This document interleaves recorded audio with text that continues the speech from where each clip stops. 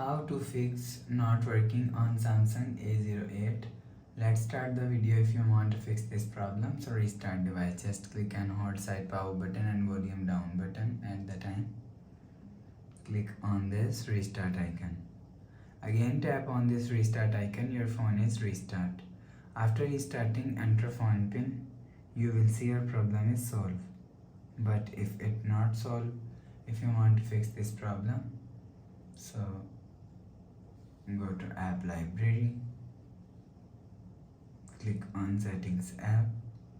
Now in setting, scroll down and click on apps. Scroll down and search Android update. For example, this is Android update. Click on storage and click on clear cache.